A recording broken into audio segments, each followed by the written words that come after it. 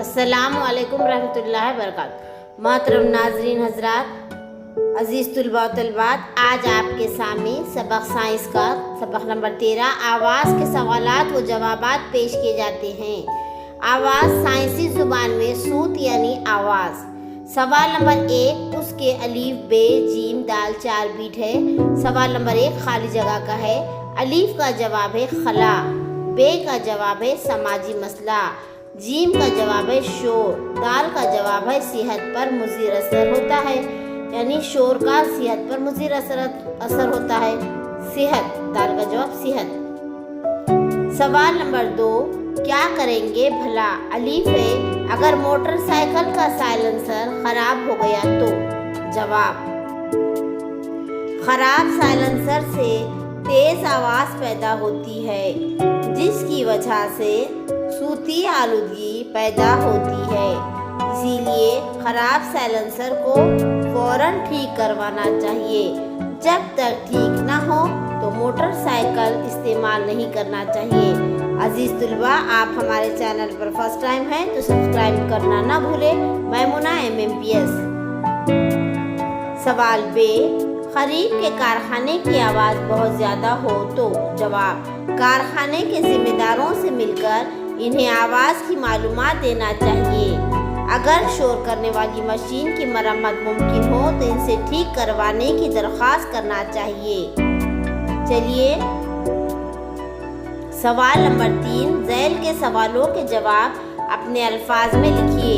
الف ارتعاش کسے کہتے ہیں؟ جواب، آواز پیدا کرنے والی چیزیں، اسپیکر کا پردہ، ان کی مخصوص انداز میں ہلچل ہوتی ہے، یعنی ان میں ایک قسم کی اہتزازی حرکت ہوتی ہے۔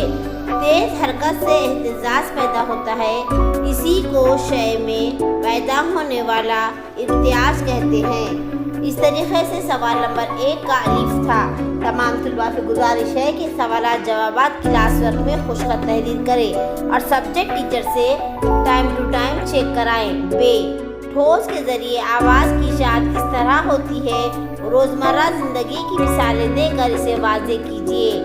جواب، ٹھوس اشیاء میں آواز کی اشاعت مائع اور گیس کی بنسبت سب سے زیادہ ہوتی ہے۔ مثالیں: دروازہ کھٹکھٹانا، اس کی آواز، گاڑی کے پٹریوں کی آواز، میز پر ہلکی سی ضرب لگانے پر بھی کان میز پر اگر ہم رکھیں تو فوراً مدھم آواز سنائی دیتی ہے۔ اس طرح بہت ساری مثالیں آپ لکھ سکتے۔ چلیے سوال ب مکمل ہوتا ہے۔ سوال جیم صوتی آلودگی کسے کہتے ہیں؟ جواب، شور سے ہونے والے مضر اثرات کو صوتی آلودگی کہتے ہیں۔ صوتی آلودگی کا مطلب ہے کہ سماعت کے لیے ناقابل برداشت آواز کا پیدا ہونا۔ پھر سے تمام طلباء سے گزارش ہے کہ سوالات جوابات خوش خط تحریر کیجیے۔ جوابات تحریر کرنے کے بعد آپ سبق کا مطالعہ جاری رکھیے جب تک سوالات کے جوابات آپ کو خود سے لکھنے کی صلاحیت پیدا نہ ہو، تب تک آپ سبق کا مطالعہ بار بار کرتے جائیے۔ سوال نمبر دال صوتی آلودگی روکنے کے لیے کیا تدابیر کریں گے؟ جواب، گاڑیوں کے کرخ آواز والے ہارن کی ضرورت نہ ہو تو نہ بجائے۔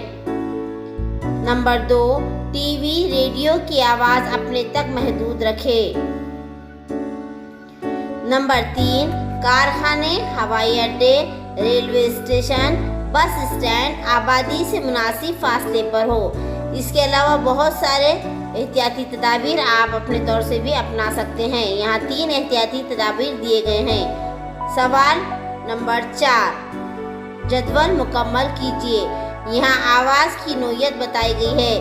گفتگو کرنا تو کیسی کرنا تکلیف دہ ہوتی ہے؟ اونچی آواز میں کرنا چاہیے یا دھیمی آواز میں؟ ہوائی جہاز کی آواز کیسی ہونا چاہیے؟